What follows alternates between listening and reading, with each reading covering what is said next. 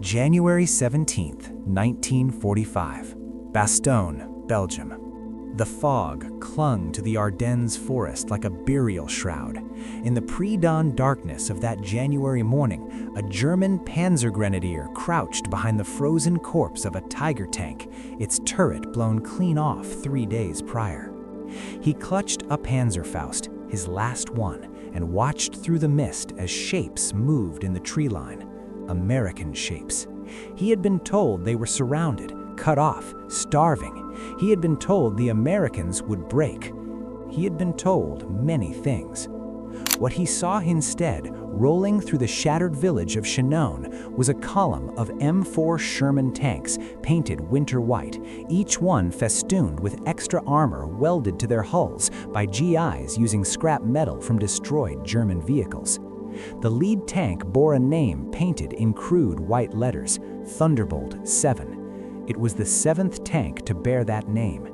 The previous 6 had been destroyed, but their crews had survived, and that, though the Panzergrenadier did not yet know it, was the entire story. This was the 37th Tank Battalion, 4th Armored Division, United States 3rd Army, and by the time the snows melted and spring came to Europe, they would achieve something that military historians would spend the next 80 years trying to explain: a kill ratio that defied not just probability, but belief itself. 50 German tanks destroyed for every American tank lost beyond repair, 50 to 1. Numbers like that don't happen by accident. They happen when industrial philosophy meets tactical doctrine, when abundance confronts scarcity, when a nation that mass produces everything from radios to refrigerators suddenly turns that same assembly line genius toward the machinery of war. But more than that, they happen when men are taught that survival is not just acceptable, but expected, even encouraged.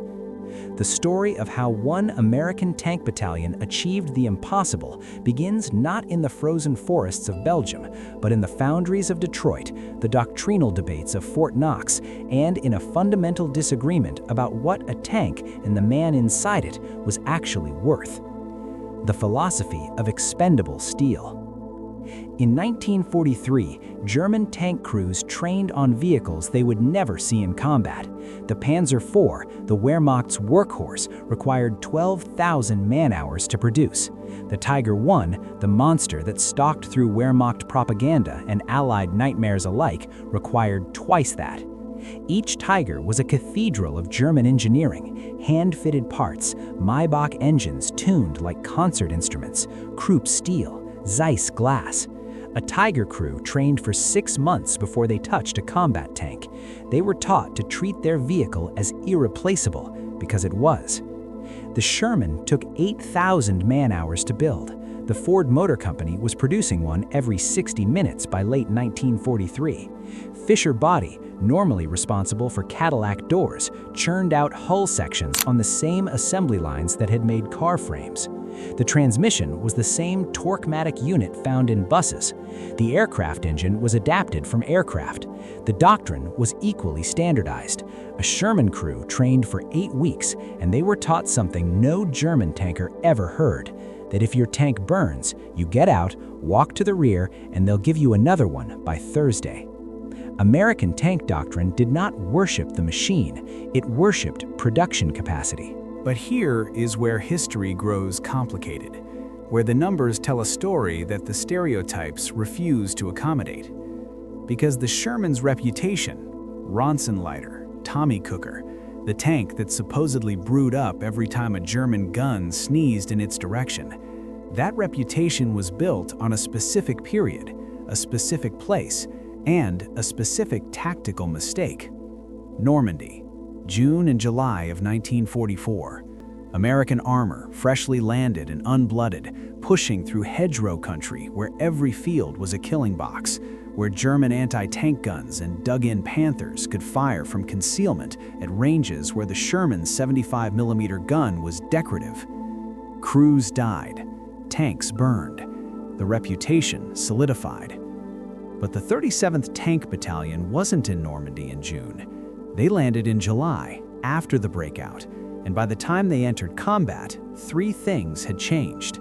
First, The Sherman's 75mm gun had been replaced in many units with a 76mm high-velocity cannon that could penetrate a Panther's frontal armor at 500 yards if you knew where to aim. Second, welding kits and armor scraps had turned into a GI cottage industry. Tank crews added improvised armor, sandbags, spare track sections, logs, anything that might diffuse a German shell's penetrating energy for just a fraction of a second. The Sherman became not a single vehicle, but 50,000 variations, each one customized by crews who understood that staying alive was a collaborative art project.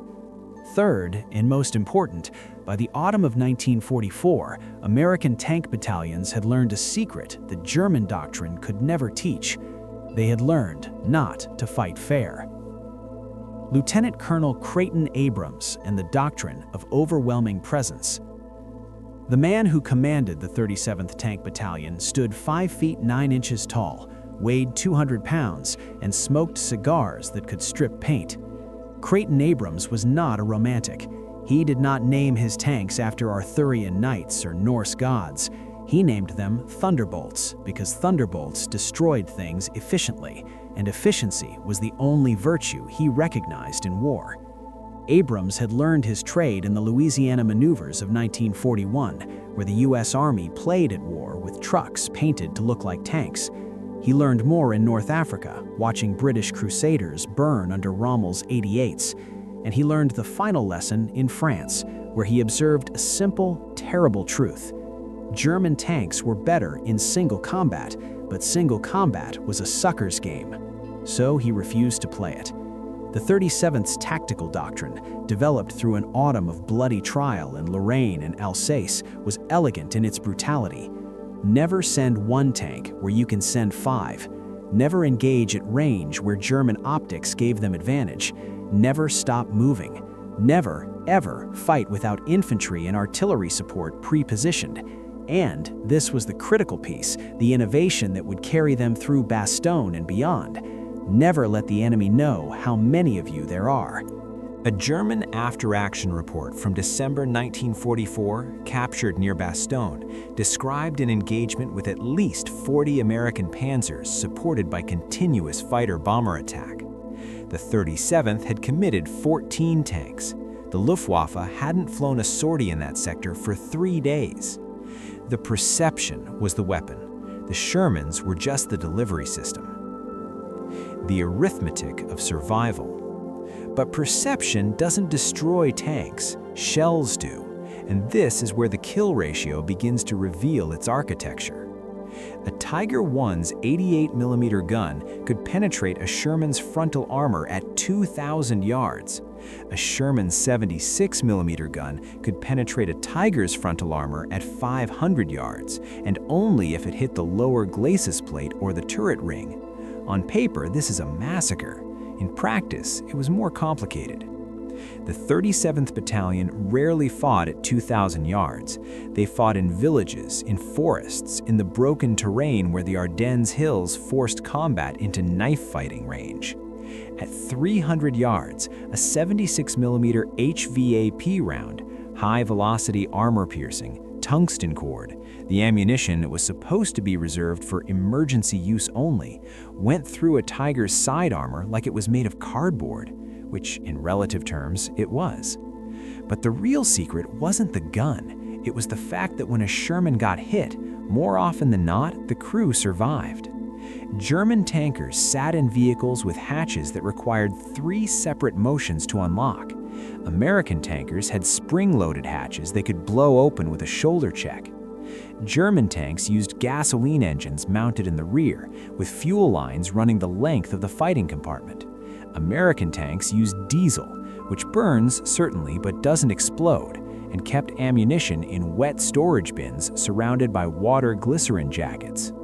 After the Normandy casualties, U.S. ordnance crews had retrofitted thousands of Shermans with improved ammo storage. It wasn't perfect, Shermans still burned. But here is the number that explains everything. The survival rate for American tank crews in 1945 was 73%, even when their vehicle was completely destroyed. For German crews in the same period, it was 41%. A Sherman crew that lost their tank on Monday was back in action by Friday. A Tiger crew that lost their tank was more often than not dead. And if they weren't dead, they were in a field hospital with burns covering 60% of their body, or they were walking back to Germany because there was no recovery vehicle capable of towing 60 tons of broken Tiger through mud. The 37th Battalion lost 32 Shermans destroyed beyond field repair between July 1944 and May 1945. They lost 11 men killed. 11 out of a battalion that fielded at various times between 50 and 70 tanks with 5-man crews. They killed or permanently disabled over 1,600 German armored vehicles, tanks, assault guns, half-tracks, armored cars, anything that moved and shot. The mathematics is obscene. The mathematics is American. Bastogne, the Forge. When the German counteroffensive exploded into the Ardennes on December 16, 1944, captured American forces in a state of dangerous optimism. The war was supposed to be over by Christmas.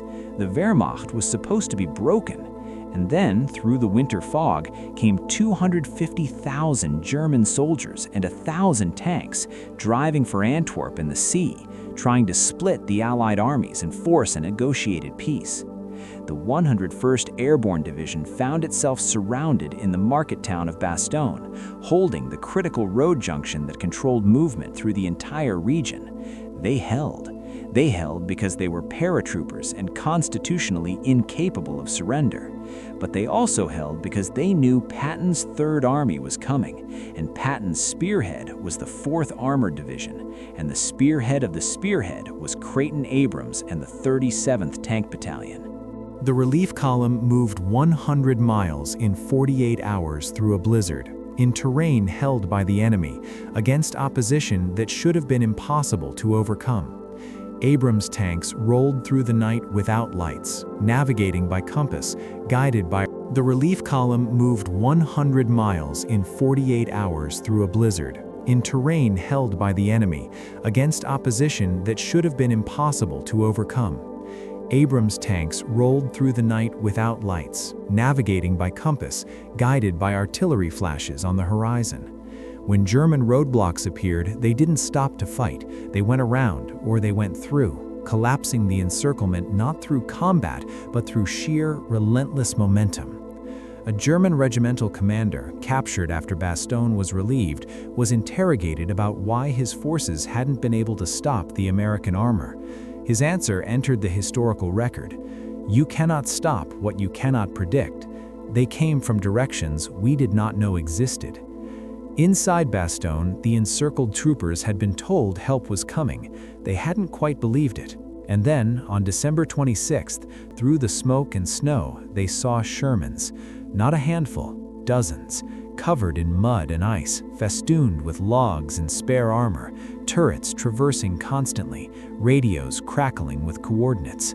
The lead tank, Thunderbolt 7, rolled to a stop in the town square. Creighton Abrams climbed out, cigar clenched in his teeth, and asked where the Germans were. Someone pointed. Abrams climbed back in. The column rolled forward. The siege of Bastogne was over. The killing for the 37th was just beginning. The object, the 5-gallon can. If there was a symbol that defined the American way of war, it wasn't the Sherman or the Garand or even the atomic bomb. It was the 5-gallon jerry can. The Germans invented it in 1937, a steel fuel container with an internal X-brace to prevent sloshing, a cam-lock closure that could be operated with one hand, and a handle design that let you carry two at once or pass them in a chain. It was, without exaggeration, the finest piece of military logistics equipment designed in the 20th century.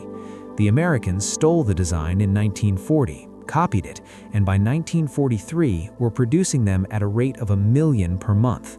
But they didn't just produce them, they filled them with fuel, with water, with oil, with anything that needed to move from the rear to the front.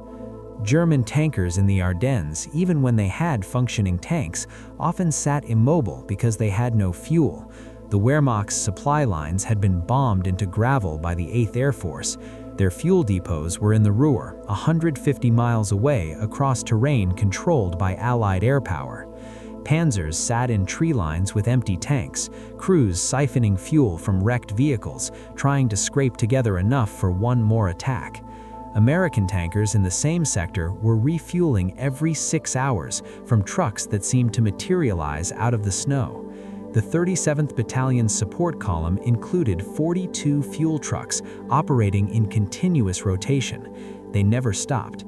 Even when the fighting was at its most desperate, the jerry cans kept coming. Fuel, ammunition, rations, replacement parts.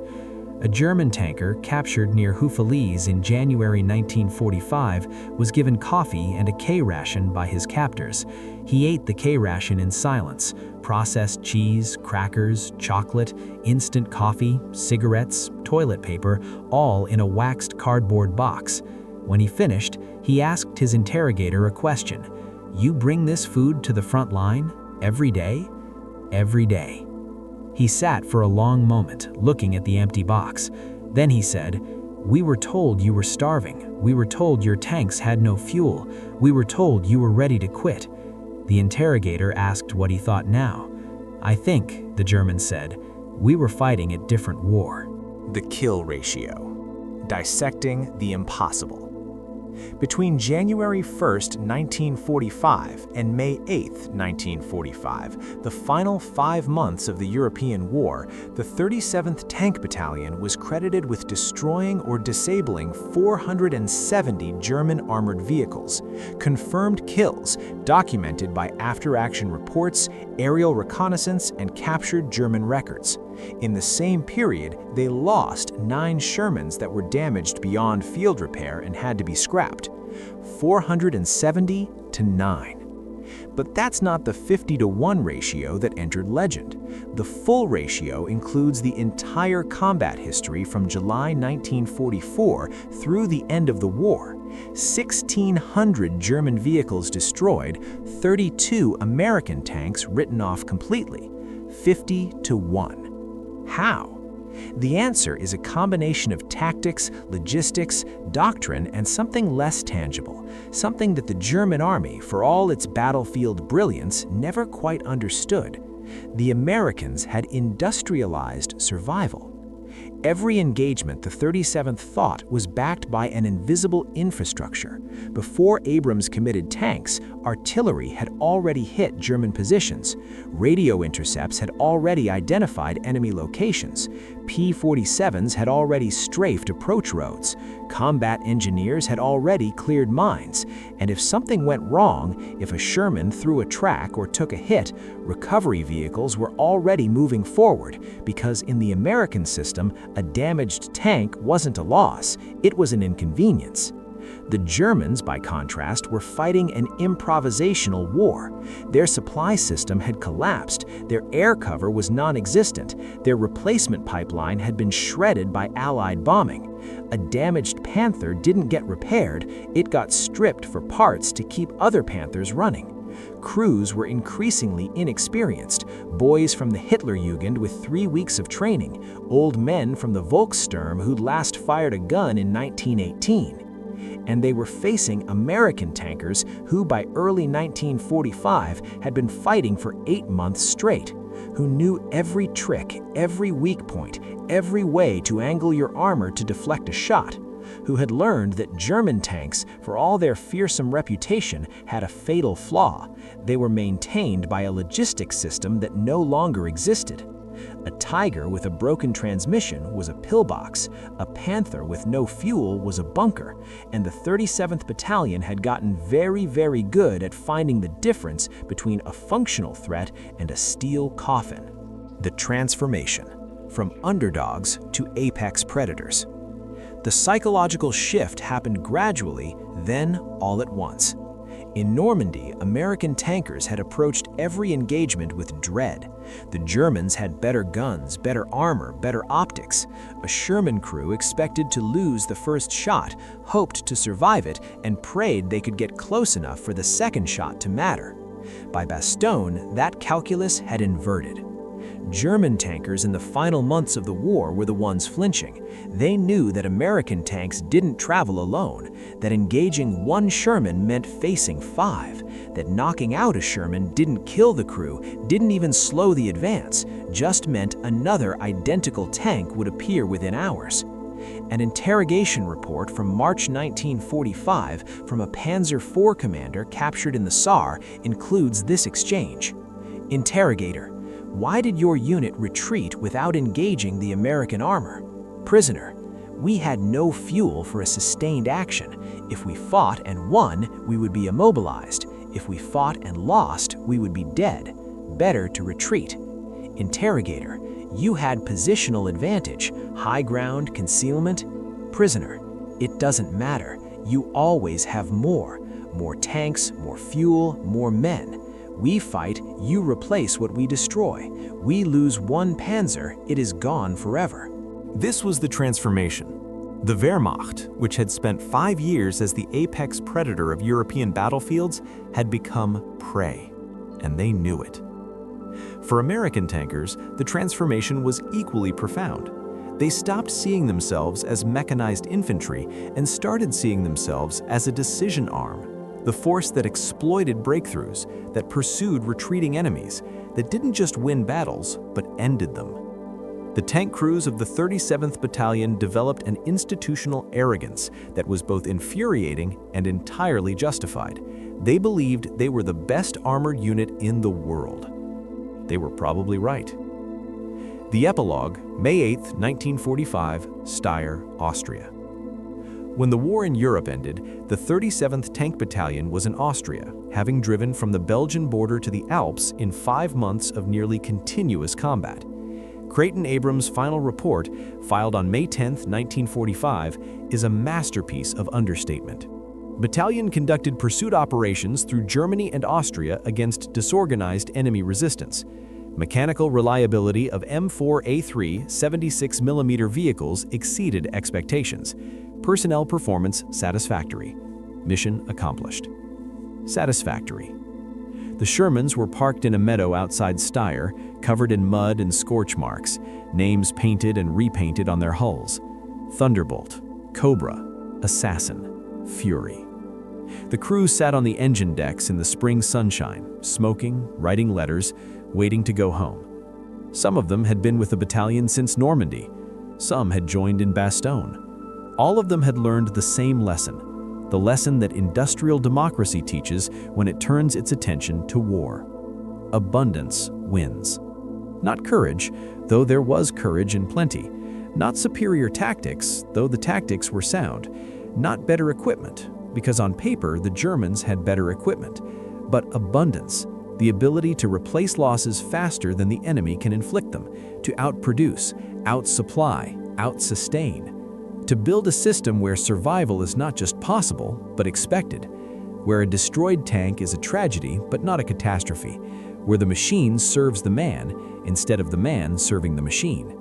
The 50-to-1 kill ratio was not a miracle. It was American industrial philosophy made manifest. It was Ford's assembly line turned into a weapon. It was the jerry can and the replacement depot, and the assumption, radical in its implications, that the lives of tankers were worth more than the tanks they drove. The Germans built cathedrals, the Americans built factories.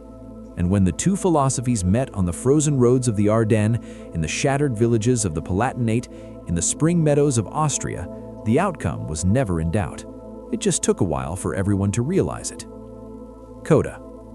Creighton Abrams went on to command American forces in Vietnam, where he would again face an enemy that didn't fight fair, that couldn't be defeated by firepower alone, that turned abundance into a weakness instead of a strength.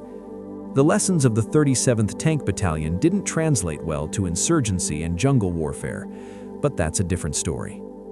The Shermans themselves, the thousands of M4s that rolled across Europe, mostly ended up as scrap. Some became monuments. A few still run, restored by enthusiasts who marvel at how simple they are, how easy to fix, how utterly practical. There is a Sherman in the museum at Fort Benning, Georgia, painted in winter whitewash, named Thunderbolt. It might be the original. It might be one of the 7 successors.